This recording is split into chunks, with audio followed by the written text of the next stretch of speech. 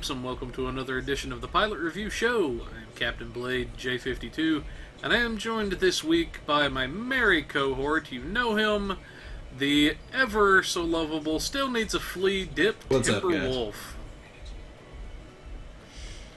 So, our resident RP hologram is not going to be able to join us this evening.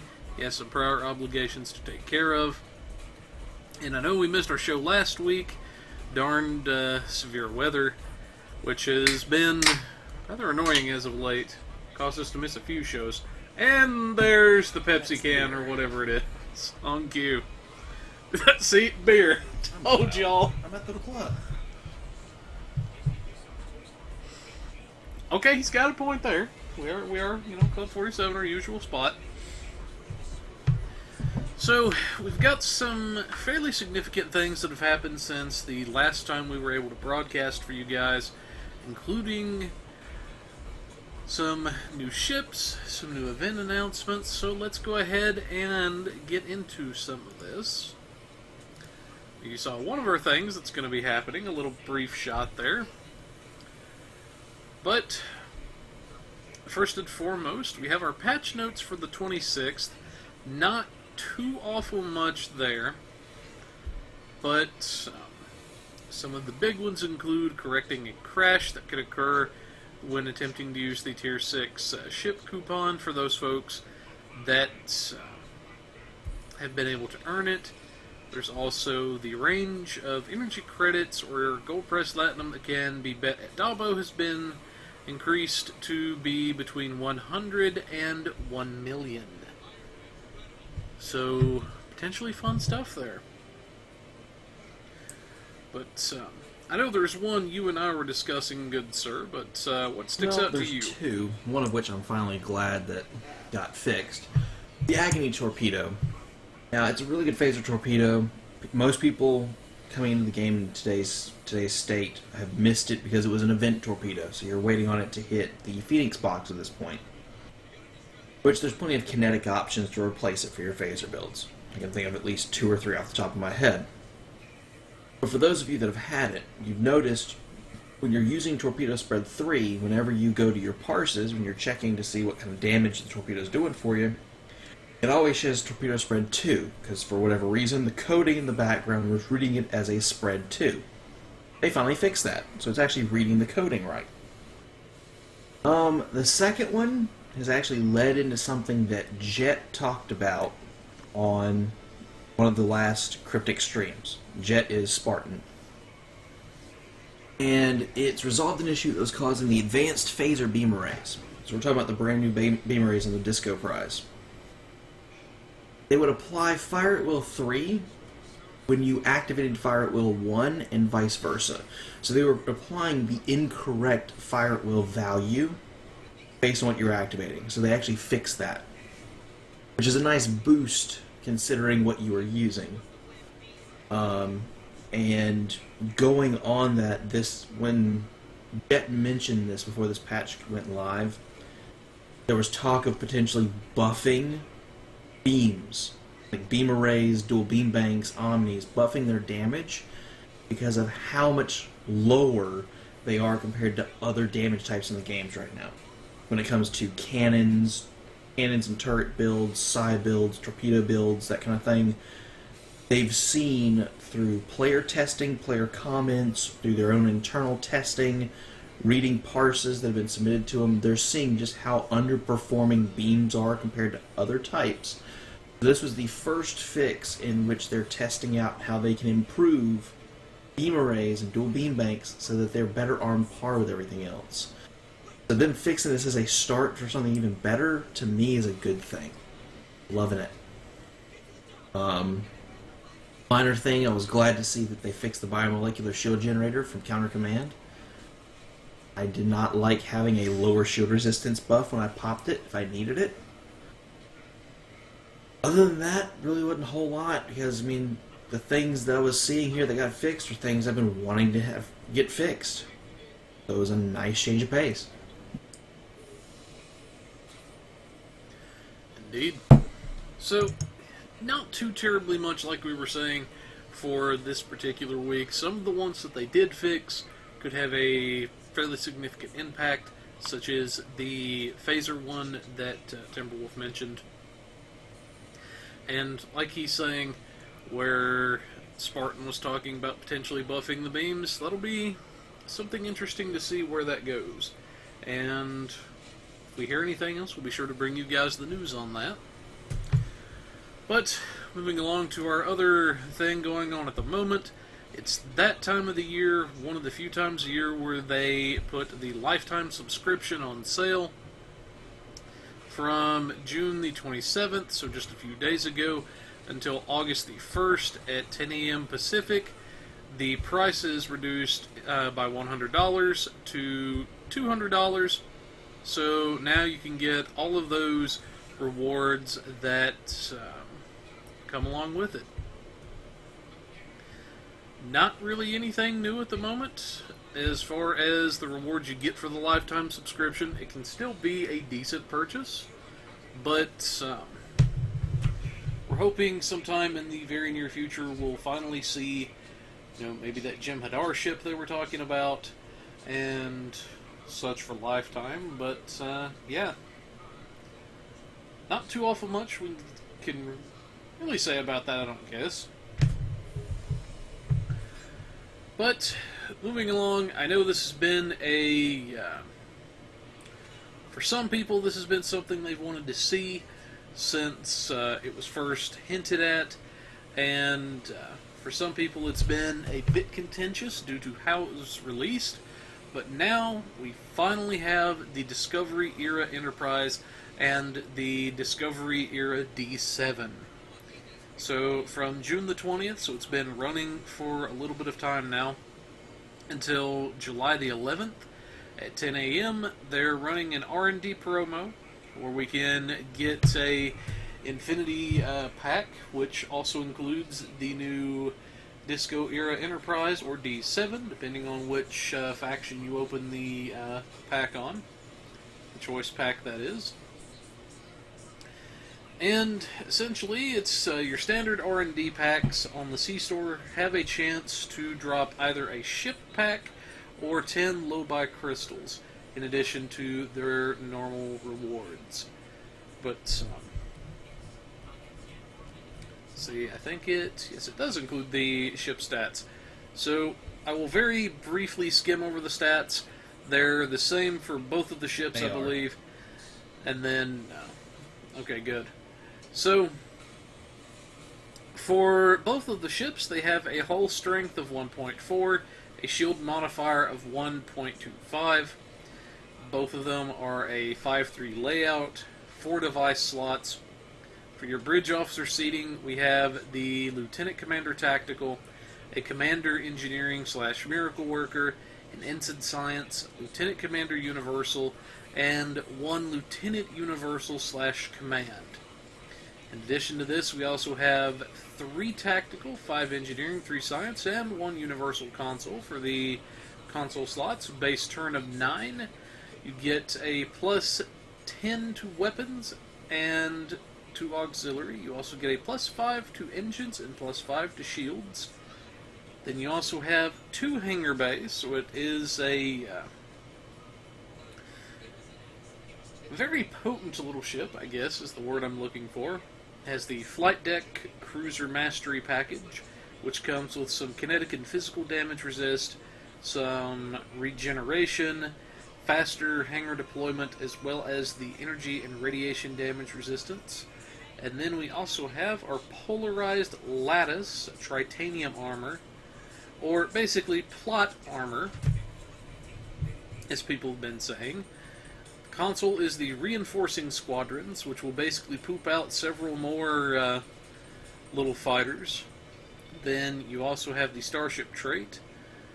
It's while it is slotted, when your ship takes extreme damage, if I could words, the polarized latticed optimized tritanium armor on board your ship will spring into action, sealing any transported torpedoes behind bulkheads, deploying Dot 7 repair drones to heal your hull, and deploying bulkheads to increase the hull resistance. Now, we also have the advanced phaser beam arrays. which come with a very nasty proc on them for your foes, and I'll let Timber go over those, because I know he's got quite a bit to say about this ship. I know I'll be giving my thoughts as well, but then the Starship Trait for the D7, I believe, is where it was a bit different, as well as the console. So, for your D7, you have the Render Visible console. It is, whenever activated, ship lights a targeting beacon on your foe. A nearby cleave ship will decloak and ram the targeted foe, and continue to fight for a short duration before cloaking and preparing for the next ambush. It gives a slight passive boost to energy damage and aux power. Can be equipped on any ship in any console slot, but you can only have one of them at a time. Then the Starship Trait is the Ruin of Our Enemies, and while it's slotted, defeating a foe will grant a small amount of bonus damage, so a Cat 2 buff, and each defeat while affected by this buff will increase the amount, in addition to resetting the remaining duration. Every 5th defeat will additionally grant you a significantly reduced Bridge Officer recharge time over a short duration. Destroying torpedoes and small craft does not count for the purposes of the buff. And the Klingons get a disruptor variant of the weapons, whereas the Feds get a phaser. So, I know I've got some thoughts on this, and we discussed this particular ship as well, good sir. But, anyways, for this particular ship, I'll let you go first, good sir. Alright, so for both of these ships, I like to preface this conversation. I did it with my reviews for both vessels because I do happen to like both of them. I get why people have been pissed off about them. I get it. My personal opinion, put these ships in the C-store for 6,000 Zen. Because they're iconic, because they're what people would want. I figured $60, essentially, in Zen per ship for an account unlock would probably be a great money maker. It would guarantee people would get those ships, and at $60 a pop, yeah, that's twice as expensive as any other C-store ship. I get it, but because it's iconic, people would want to have both starships.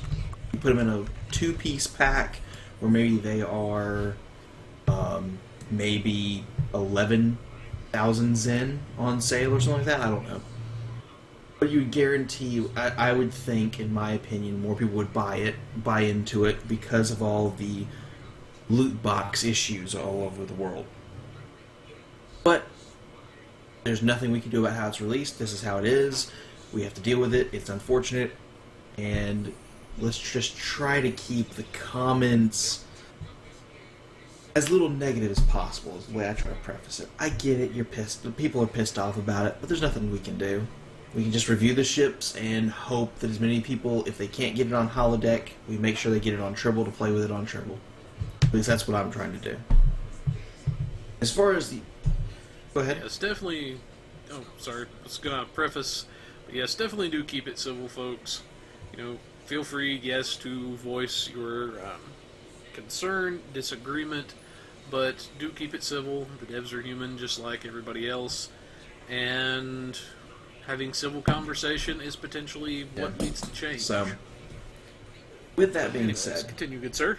I love my new Disco Connie. For those of you that have been asking, I prefaced this in my video, it was a trade with Darkblade. It was a lot of EC, probably nowhere, I didn't pay nowhere near as much as what the exchange pays for it.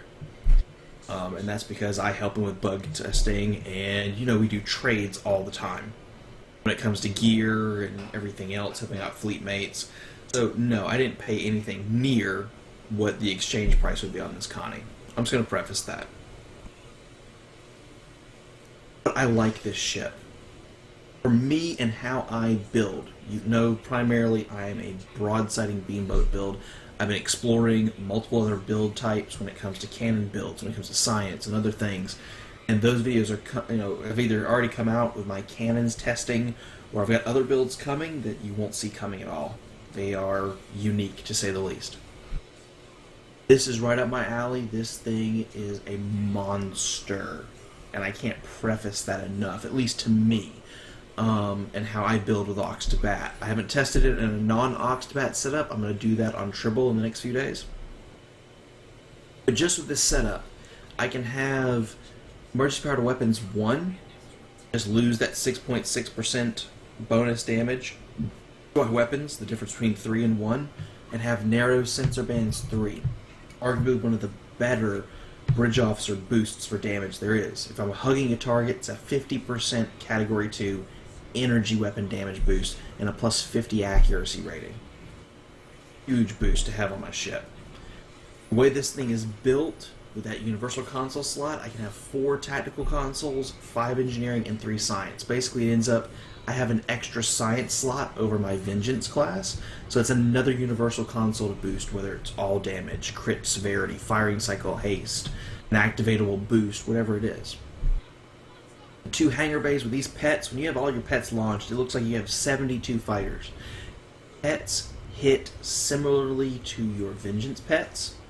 Give anybody an idea of how good they are? It's a good vessel. It's a good overall vessel. The console, I will say through testing, the reinforcement squadrons, and this goes for KDF as well, since you can get this from the choice box in the Lobby store. This console is primarily only really good, especially for its activatable, if you're running it on a ship that has hangar bays and launches pets. You're launching it on a regular cruiser like the Odyssey class, for example, since that's one of my mainstays. It's not, the pets that get launched from this console are not going to do hardly anything whatsoever when it comes to damage. But if you're launching them from a Vengeance, or you're launching them from, let's say, the Sarthian, the Breen Carrier, any kind of carrier, flight deck cruiser, that kind of thing, bonus damage that the console activation gives to all your pets is a large chunk. So if you're getting this console, especially on KDF, since it's cheaper, you want to run this on something that does have hangar bays. You will see the difference. Give an idea of how much I like the trait. Now, I don't use the trait of the Connie ship. I don't use it. But to give you guys an idea, especially for KDF, and I want to preface you guys on KDF side especially. So KDF aligned Romulan, KDF aligned Jem'Hadar, since this is in the Lobby store. When I look at this trait in space, based on my hull restoration stats, I'm looking at a 50,000 hull heal over 15 seconds. I am looking at immune to all transport warheads, which you really don't deal with that often, plus 250 all damage resistance rating, and removes hazard debuffs and damage over time effects every second for that 15 seconds. It's essentially a supercharged hazard emitter. You have to take 20% of your max health in 5 seconds as damage, and it's a supercharged hazard emitter. By comparison, my hazard 1 on my Connie right now is only doing about 10,800 health over that 15 seconds. It's only doing about 20.9 damage resistance over that 15 seconds with the dot removal. This is doing 5 times the health heal and more than 10 times the damage resist boost. When you look at the numbers, 20 versus 250 on all damage resist, 10,800 versus over 50,000. So it is a phenomenal survival trait. Now, it's only once every 45 seconds, but if you are taking that kind of damage, this could be a great survival trait, especially for KDF, since I would want to say at least half of your survival traits are locked behind starships that are expensive as hell, like the Sarcophagus.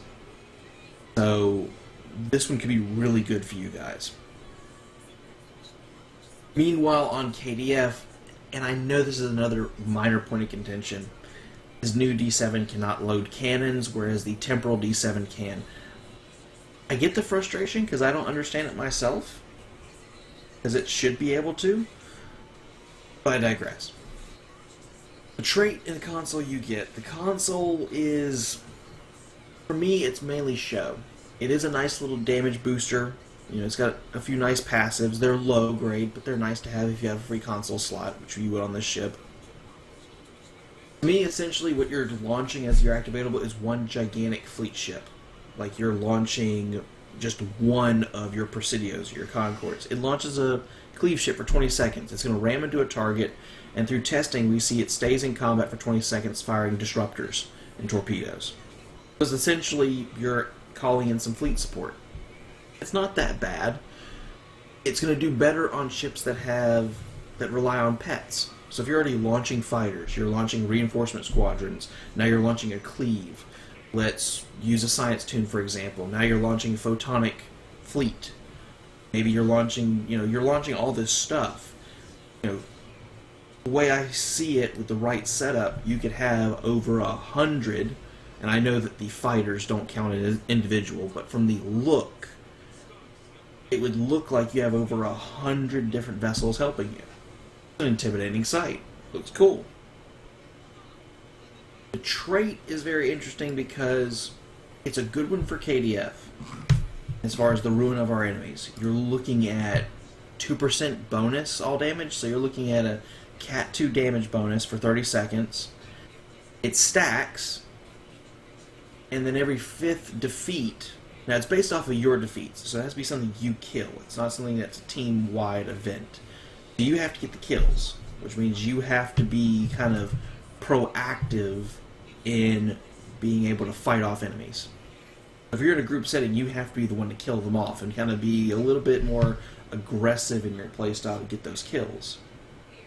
But if you're able to do it, you've got bonus all damage, you've got cooldown reduction to all bridge officer abilities. And with the right setup, this could be a nice damage booster and cooldown reduction ability with a lot of enemies on the map, where paired with a few other things, you can get similar cooldown reduction in combat to Ox to Bat. Now, it would take the right set of circumstances, the right map to see that, but there is potential there. And for Federation players, you want to try this trait out, it's in the Lobby store. So, they are really good starships. And the phasers and disruptors, okay. I don't know if Blade has one linked up in stream right now. I'm just going to hover over one of mine.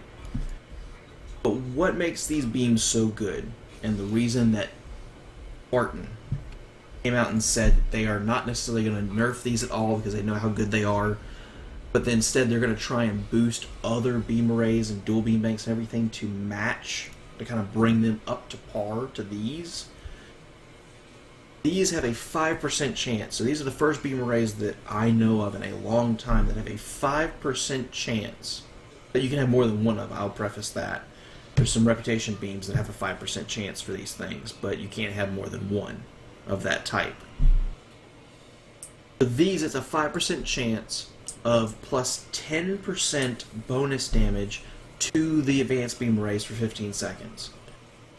It scales with the amount of beam arrays, and it scales by 10% per beam array. So right now, my Connie, I'm running 5 of these, so it's a 50% Cat 2 damage bonus to themselves. Kind of like your Herald anti-protons, they would get bonus damage when they procced off, up to 21%. These are based off of how many beams you have on here. And these things hit like a truck. Right now, because of how things are going, these are the best phasers in the game. And as far as the disruptor variants, I would say they're probably looking like they're on par with spiral wave disruptor beam arrays. Now, they're not competing with cannons. We all know cannons are doing just insane numbers right now. But until Jet and the rest of the team can work on boosting the rest of beam arrays, right now these are the best. And what I'm hoping for is that beam arrays get enough of a boost on their base damage, their proc rates, everything else, that when it comes down to it, if you can't get one of these ships, it won't matter because the bonuses that have been put in for the other beams in the game will equal out. And that's what I'm hoping for. Because we've got some good things. I mean, you've got targeting linked phasers and disruptors. Hell, this could even help fleet weaponry. If there's enough boost, why go to a lockbox? Just a little mix of reputation and fleet beam arrays. It's a hope. And I know that probably broadsiding beam array builds will never be record-breaking meta. But then again, not that many people go for that. That's, a select few in the community. They want to test the boundaries of team building, setting records, testing team boosts, and just how far they can take the game. So I know the average player is just want to make sure they can kill targets without dying. If we can get a boost to beam arrays, it'll be easier to do it. You won't be, shoehorned into just one type of weapon that will do it. You'll have a little bit better spectrum all around. So, here's to hoping. But all in all, right now, they are expensive. I get that. These are phenomenally good ships, and considering how good they are, we can only hope that ships down the road. And I'm hoping not just Lockbox, Lobby, and promo ships. I'm hoping that event ships also get this good as well. It's setting a good precedent for better and better ships down the road. It just also shows that the older Tier 6 starships that came out towards the beginning of Tier 6 are starting to show their age. That's the only bad thing about it. So if you've got something like a Benthan assault cruiser, compared to the newer ships that are coming out, it's showing its age quite a lot. That's all I got.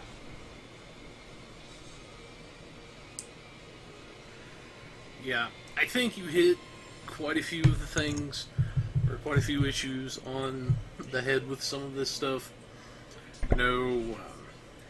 From some of our discussions, from some of what I've been seeing myself, and from you and a couple of others that have gotten a hold of the ship, I would dare say, these beams have set the new standard as to what beams could be, perhaps should be, depending on what one's view is on that sort of thing. But even on the tanking aspect with these particular ships, you're looking at a flight deck cruiser with a shield modifier of 1.25. These have one of the higher shield modifiers that I've seen out of a ship like this in quite some time. In fact, I actually don't remember the last time we had a shield modifier this high out of a ship like this. Then you figure you've got Miracle Worker seating to work with, which can give you some really good damage boosting, like you were saying, in that aspect. Also has a couple of very nice heals to work with as well. On the survival side, you've got a couple of command powers you could draw from if you wanted to, if need be. So there are options with this ship. Not to mention that extra universal slot. You could run 6 engineering consoles if you wanted to. 4 science or 4 tactical. So you've got options with the ships. It's not like a lot of ships where you get kind of,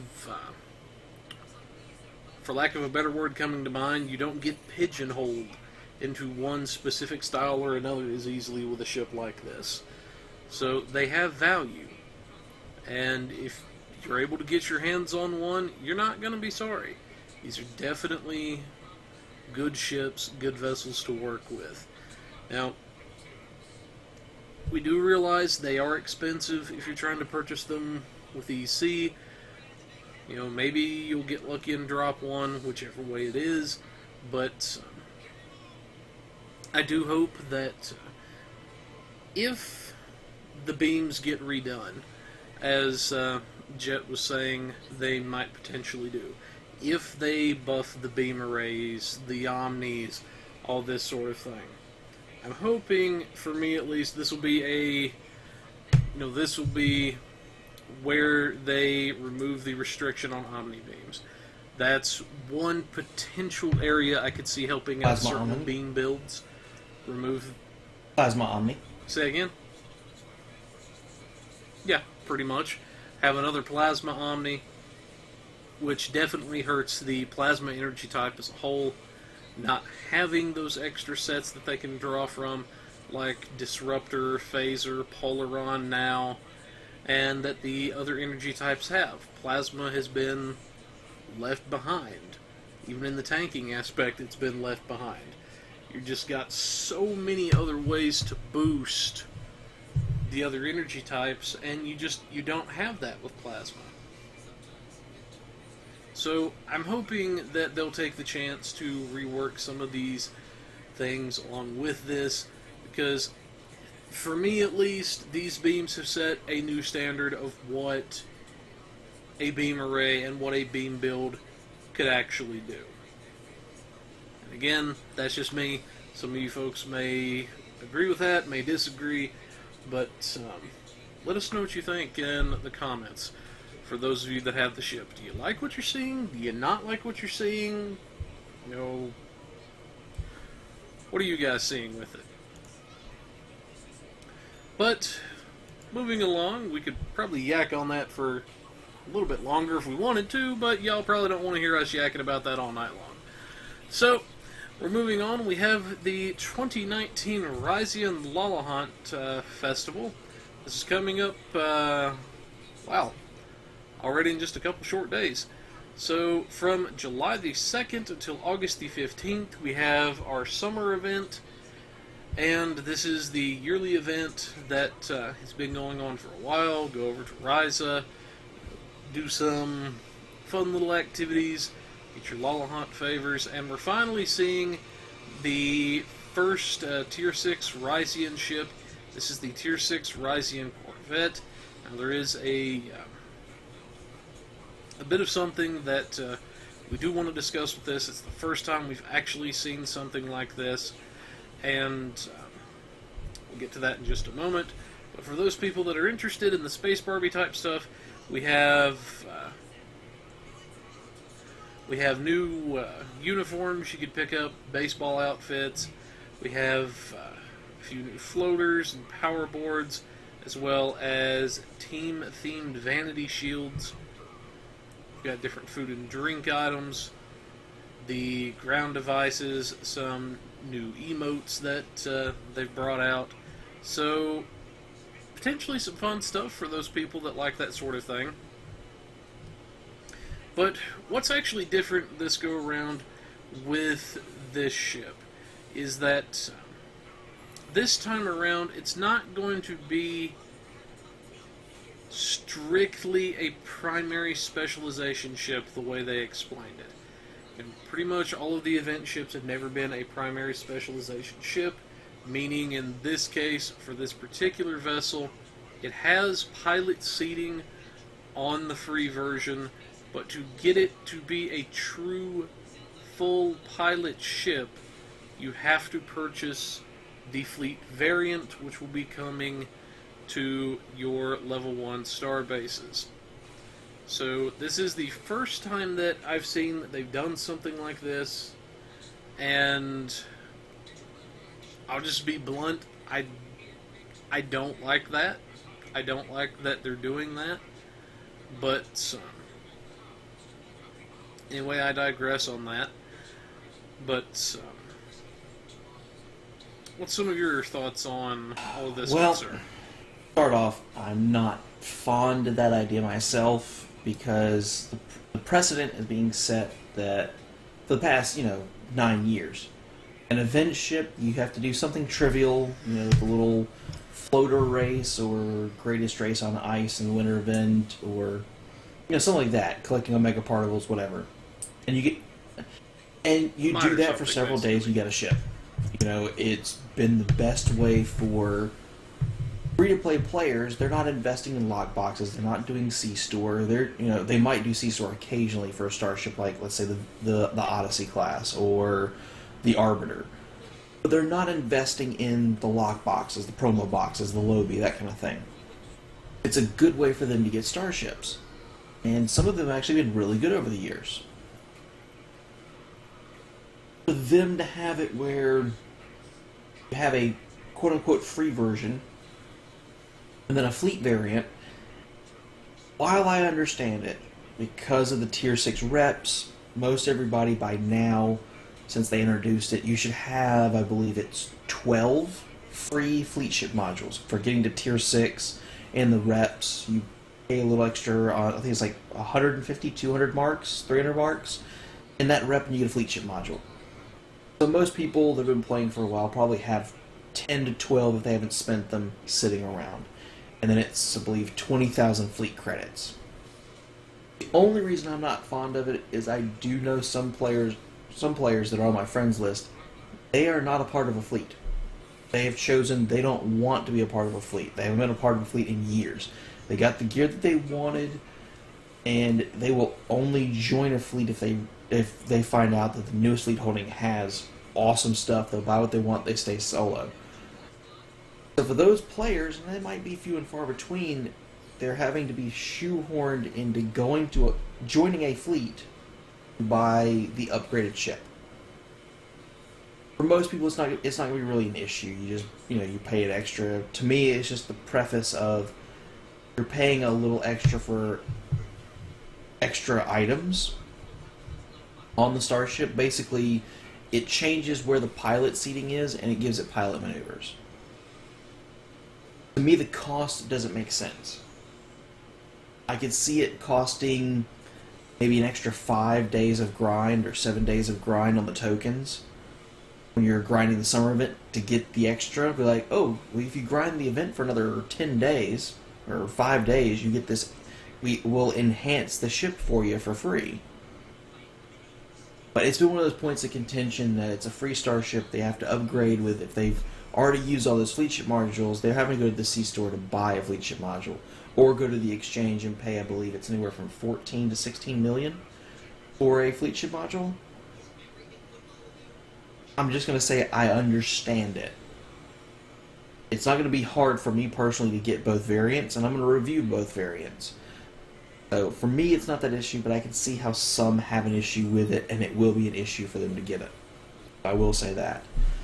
I will also say that the devs kind of screwed up and released these stats on this ship early. Stats have actually been out since, I want to say Friday, early Saturday morning. We actually know what we're looking at with this Starship. And we knew it was going to be close to what it was for the T5 variant, which I'm happy I never got the T5 variant. Which, Blade, do you have a link for that? No, the Tier 6, the blog being accidentally released. Well, you will here, I just linked it in TeamSpeak, but I'm going to go ahead and read through it. So, your standard variant is a Tier 6. It's a 0.9 hull and shield modifier. It's going to be a 4-3 escort. So 4 forward, 3 aft weaponry with 2 device slots. For the standard variant, you're looking at a Commander Tactical, a Lieutenant Tactical, a Lieutenant Commander Engineer, an Ensign Science, and a Lieutenant Commander Universal/Pilot. So the Universal seat is a pilot. You have 3 seats there for pilot seating. The way I build, I'm looking at this. This is going to be a cannons and turrets boat. You can make it a high-speed one. You can have it as a low-speed or parking. Most people are going to make it as speed boats because it's meant to be one of the fastest ships in the game when it comes down to it. But I can see some potential here. Some definite potential just with the free variant. You get a base turn rate of 21 degrees per second with a impulse modifier of 0.27. Now, Blade's going to have to correct me if I'm wrong here, but I think that's the strongest impulse modifier I've seen on a Starship in the T6 era. That is pretty darn close, if it's not the strongest. You got that with an inertia rating of 90. This thing is meant to move. So at least in one of my reviews, I'll have to just be zooming around on the map and looking crazy. Plus 5 to weapon power, plus 15 engines. You can load dual cannons. It's got the enhanced subspace wake generator. As always, since there's a T5 variant, they're going to add passives to the T5 console, and then just, they've worked on the console already. They were showing that in a previous patch, I believe on the 20th, where they were actually working out some bugs with the T5 console and what's going to be the T6 console. With a new experimental weapon, so it's not a You know, that ion cannon thing that comes on most destroyers for free. It's coming with a brand new heavy weapon, escort mastery package, and its own Starship trait, Rhythmic Rumble, which has now been affectionately coined, I believe it's the Sonic Samba, or Space Samba, which is funny to me. We're looking at the new console is going to work the exact same way as the old one. You've got your subspace wake and everything with a passive of flight speed and max engine power, which goes with the Starship well. You're going to be moving fast, they want you to move even faster. The new heavy weapon is firing radiation waves, so it's doing damage and it's slowing the target, and it also has a chance to cause a radiation damage over time as well. So you're looking at potential of radiation damage over time that ignores shields, slowing the target, and radiation hits right up front. But they say the big thing that they did with this weapon is it ties into your impulse engines, so the fire rate is increased as your impulse engine power is increased. So if you normally run with higher engine power in your subsystem, let's say you always have it set at 80, the weapon here, this experimental weapon, is going to fire faster than someone who has their engine power set at 20. You're going to get more shots out of this thing the higher impulse engine power is. Which for me, running aux to bat, I normally almost always have high engine power. I'm going to be able to fire this thing off quite a bit. But to me, that's a good thing. Note on the new console, the Subspace Wake Generator, they've made it where it can be equipped on any starship in any slot. So it's not locked into the Rising ships anymore. On any ship. The Rhythmic Rumble Starship trait. While it's slotted if you activate any auxiliary power to inertial dampeners, which is a nice movement buff, or you do any pilot officer abilities. It grants you a boost in damage resistance and weapon power cost based on your speed. If you're moving through the map fast anyways, like let's say a speed cannon's boat, you activate a pilot ability like Hold Together, you're going to get a weapon power cost reduction boost and a damage resistance rating boost based on your speed. That could be key. Even if you're at minimal speed, that's still a boost for activating another power. It would be very interesting. Very interesting. Now, on the same blog that they accidentally slipped their fingers on, they gave us what's being called the Pilot Corvette. More or less the fleet variant. The only difference here you're looking at is they added a little bit extra hull and shields like any other fleet variant, so it's .99 for both. And they took the pilot seating off the Lieutenant Commander Universal. They put the pilot seating instead on the Tactical Pilot, or Tactical Command. Yeah, Tactical Commander seat and the Lieutenant Tactical seat. So both your tactical seats now have pilot seating as well, which gives you 6 seats for pilot seating instead of 3. And they've added pilot maneuvers to it. So it's pretty much like a fleet variant of this ship. You're not going to get the Starship Trait or the console from the fleet variant, but you're going to get pilot maneuvers and extra slotting for pilot abilities like Hold Together or Reinforcement Squadrons. You are going to see a little bit difference there. With it being a pilot, I can see a lot of people doing barrel rolls. So that's what they released. They've got out both variants there, and Ambassador Kale is the one that said, enjoy, oops, my finger slipped, enjoy the stats. Me looking at these ships, I see a lot of potential. You can do a beamboat build of these things if you're into that kind of thing. For me, while I normally would, I'm going to do cannons and turrets on here. But you also have the potential with the Lieutenant Commander Universal, a pilot seating the way it is, you do a science boat, a mix of science and tactical. You've got an ensign science. The Lieutenant Commander Universal could be a science. Put a gravity well in, with still decent engineering, decent tactical seating, decent pilot seating. You can do a hybrid build. You can do cannons. You can do beams. There's the potential of maybe a side torpedo, low grade. There's options here. It's not going to be anything that sets records. You know, if you're looking to set a world record for DPS or whatever, this is not going to be your ship. But for something that's, at the very least, the non-fleet variant, one that actually gives you the trait in the console, it's a very good free starship for what they give you. And you're getting a custom heavy weapon that only comes with this ship, trait that looks decent. So you're getting something good here. And if you can get the fleet variant, the pilot variant, even better. I'm liking what I'm seeing here, but I get why some people might be irritated in how they did this. I get that.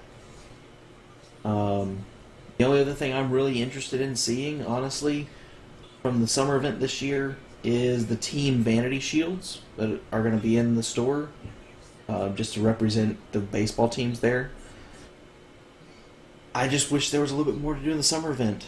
I don't know if Blade was going to agree with me on this one, but I wish there was like dune buggy races where we could get the Argo as a ground vehicle, or mini golf, scuba diving. I'm just hoping at some point those kind of things get added in. Tired of building sandcastles. I'm just saying.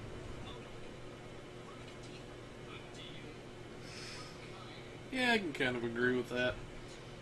But for me, these are going to be ships that I'm going to have to wait until they're in my hand before I can figure out exactly how I'm going to work with them.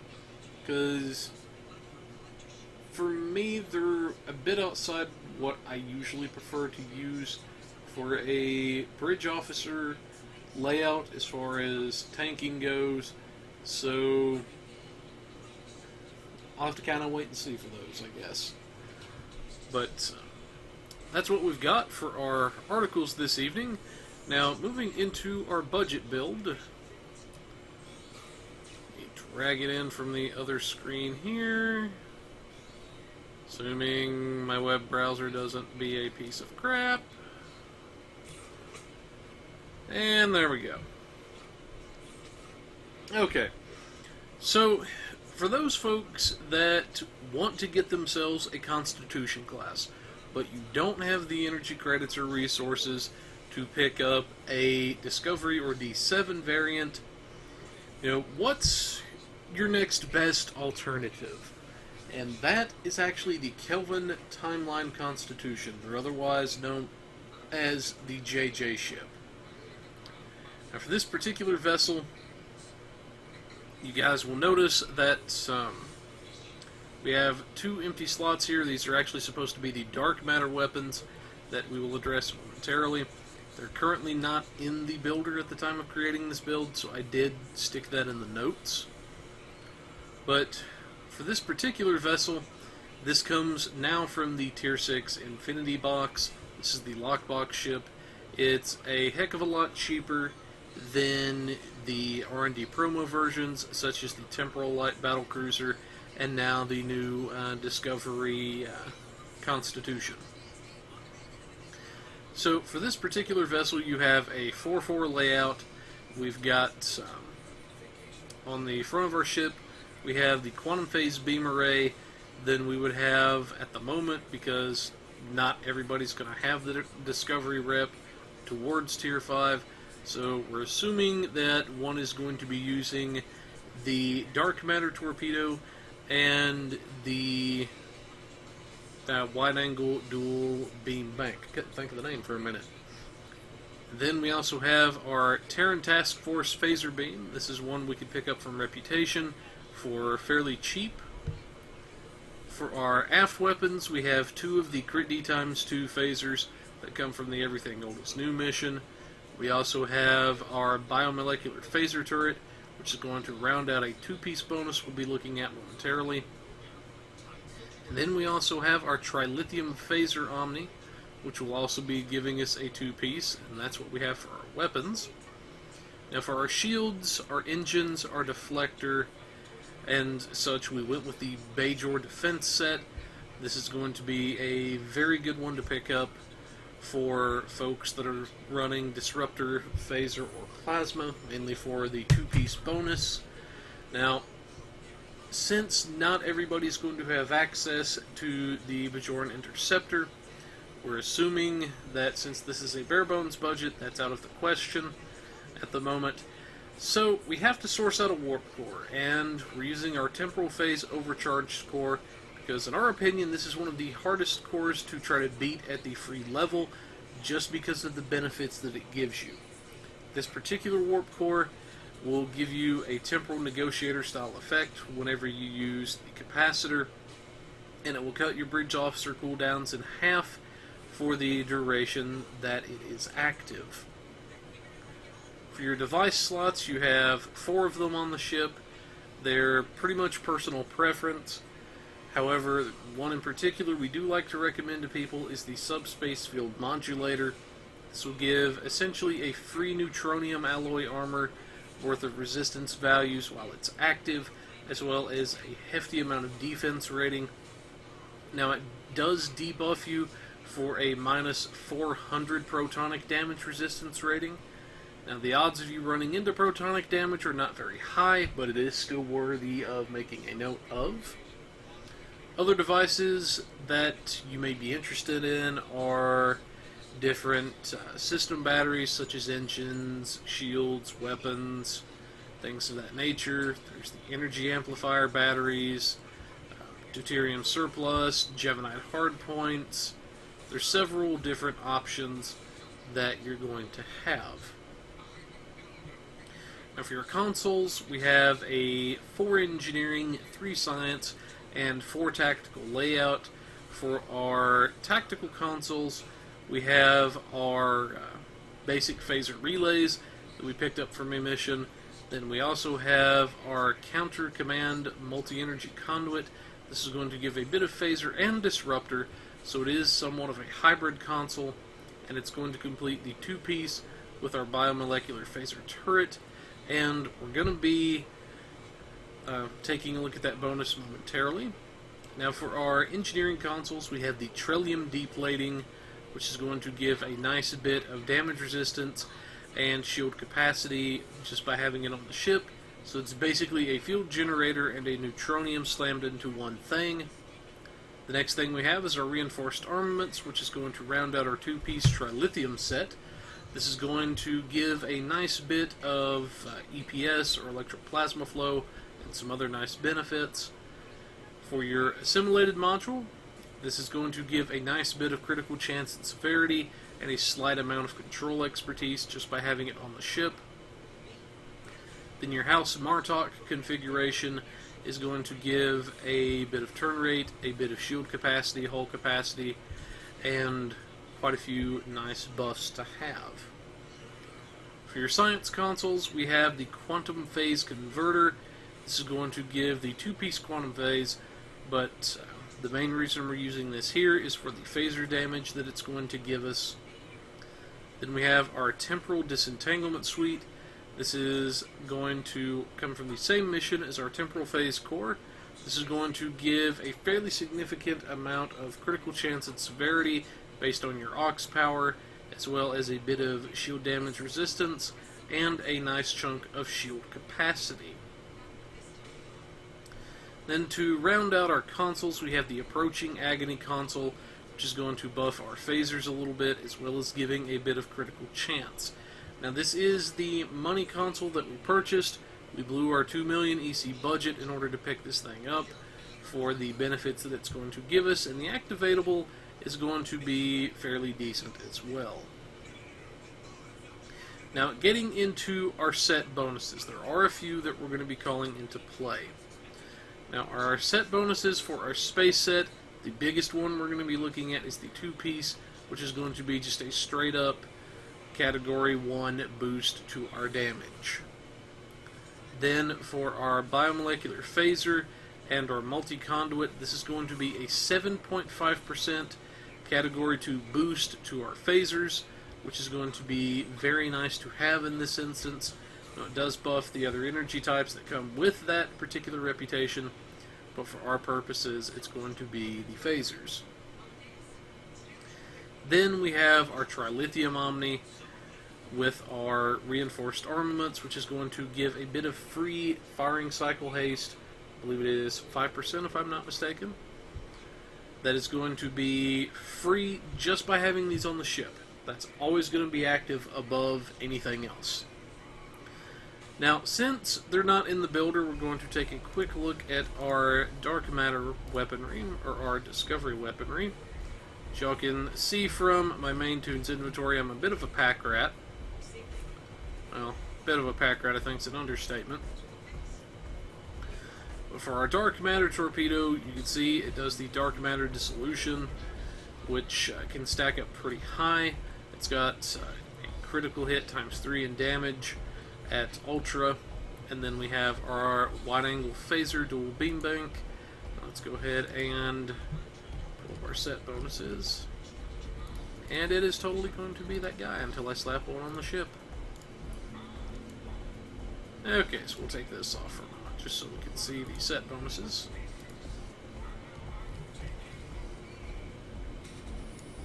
Is it really going to do that? Looks like it's not working for you, Blade. Oh, there we go. I had to stand up, apparently. I don't know why it did that. Okay, so for the 2 set bonus that we're going to have access to, this is actually a very potent thing, and this is something that myself and Timberwolf have gotten quite a bit of mileage out of in regards to some of our phaser builds, especially when we were testing this on Tribble initially. By having 2 pieces of the Discovery weapon set on your ship, whether it's the torpedo and the console, dual banked console, regardless of which 2 it is. On crit, you get a 1% critical severity buff for 20 seconds that can stack up to 25 times. So, if you have a fairly decent crit chance anyway, and you're getting a lot of crits, this is going to buff your severity and make it a lot more potent. So you're going to be hitting those foes a heck of a lot harder than you otherwise would have been.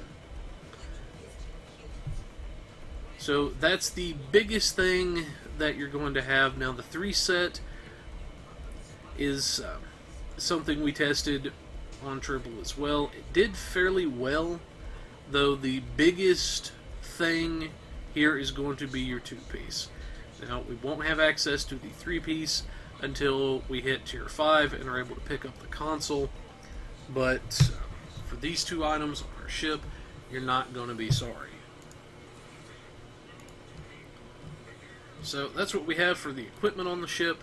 Now, as far as the spec goes, it's our standard skill loadout that we have here on the show, and I'm not going to go into details as to why we picked all of the skill points that we did. We have a video for that on the channel for those of you that want a more detailed technical explanation as to why we distributed our points the way we did. But for those people that just want to look at something and copy it, we have a 14 engineering, 14 science, 18 tactical point distribution. You can see our lieutenant tier, lieutenant commander, commander, captain, and then finally our admiral tier. For specializations, we went with Intel Strategist, Intel Primary, Strategist Secondary.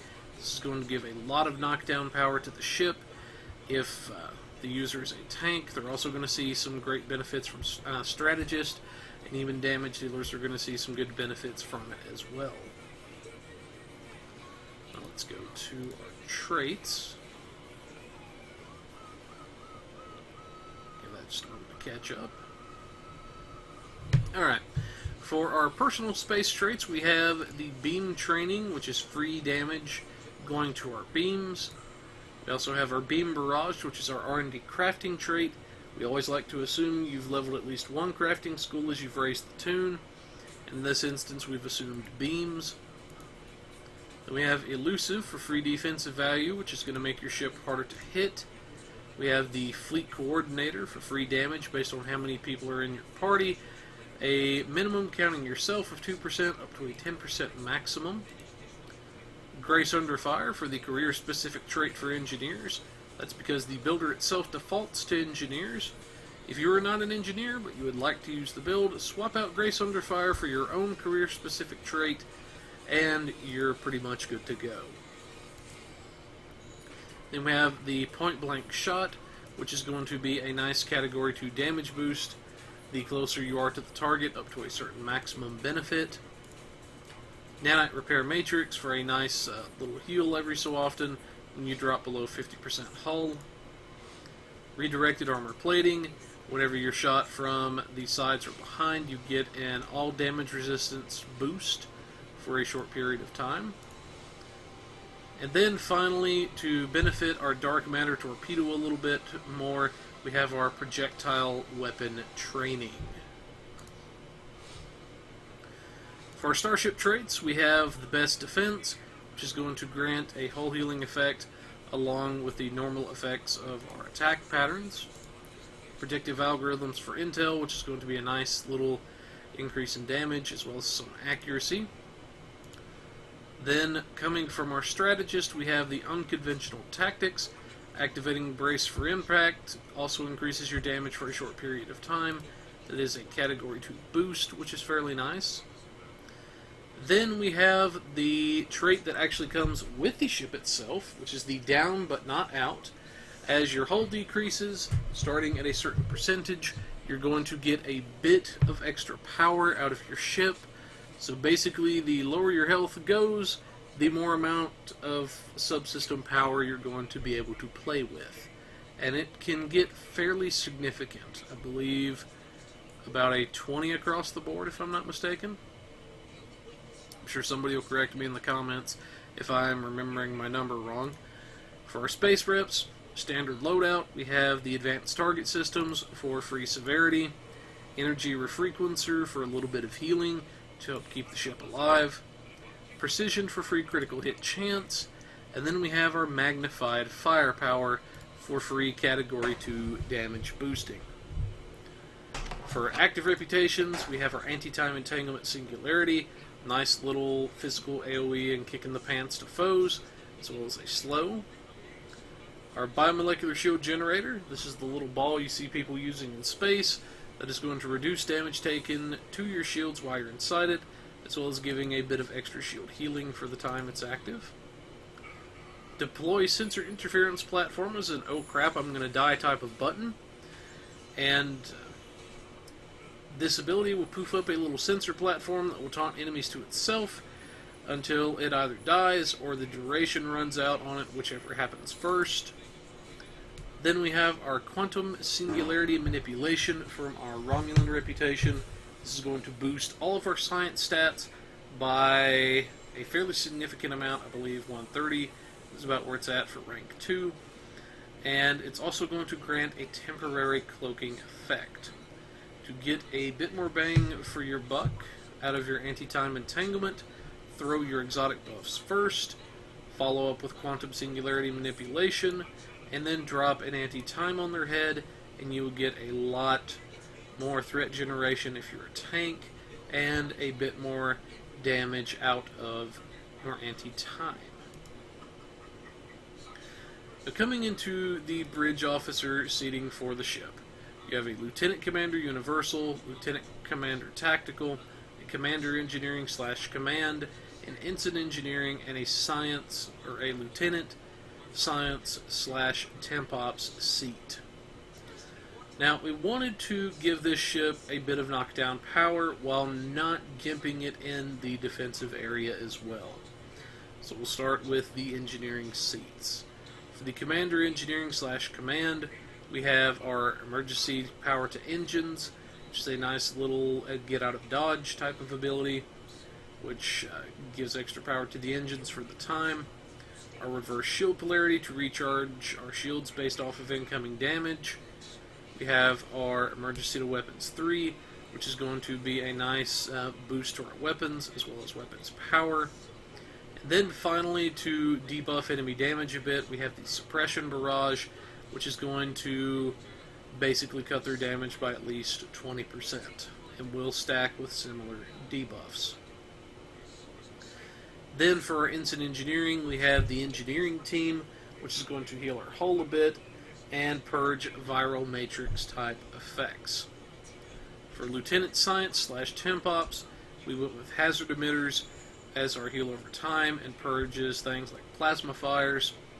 And then we have our Science Team 2, which is going to heal our shields a bit, and purge subnucleonic-based effects.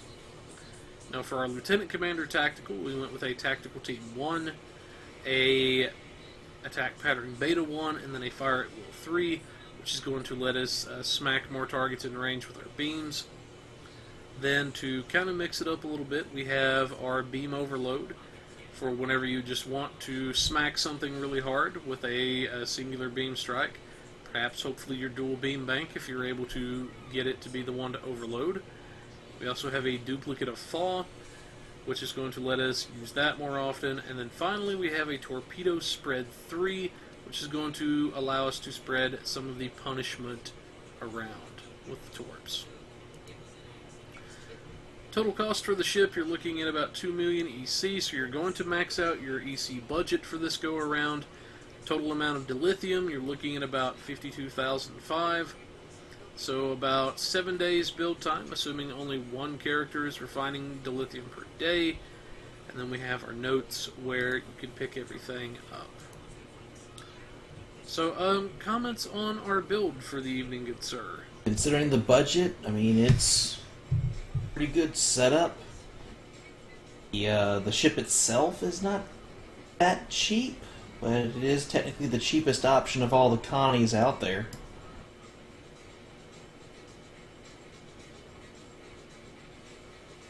Indeed.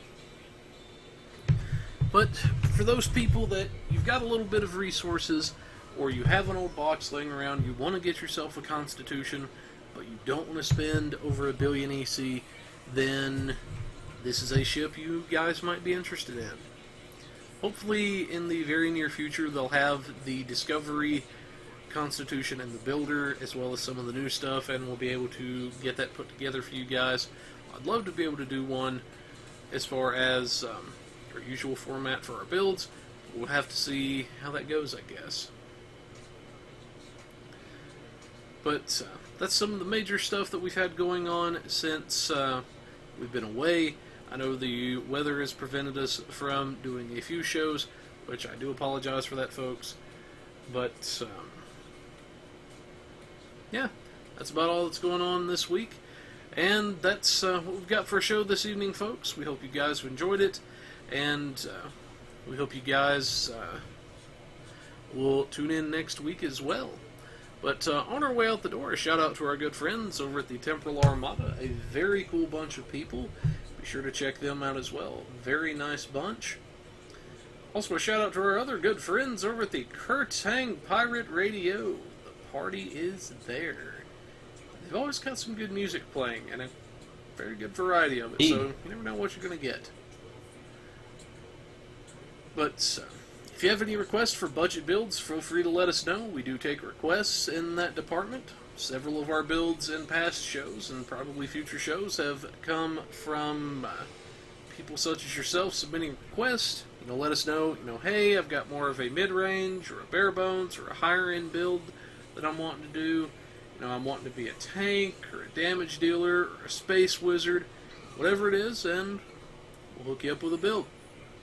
If you feel that your gear and your setup's in order, but it's your piloting that needs a bit of work, get a brief little video clip of yourself showing us how you're piloting, and we'll offer you some tips and tricks on how to improve, and perhaps even run a couple of missions with you as well, to see what we can't help you with. If you've got any bugs, feel free to let us know. We do take bug reports and submit them straight to the developers. They don't like bugs any more than you or I do. If you have anything for the RP Corner for Artie, he does take requests on that. Could be something as simple as what his opinion is on a certain character type, or something more technical, such as how he would treat a certain element within the storylines that you're looking for. Whatever it is, you might just talk about your topic on air. But for now, folks, this is the Pilot Review Show, reminding you to have your tribbles spayed and or neutered. Goodbye, everybody.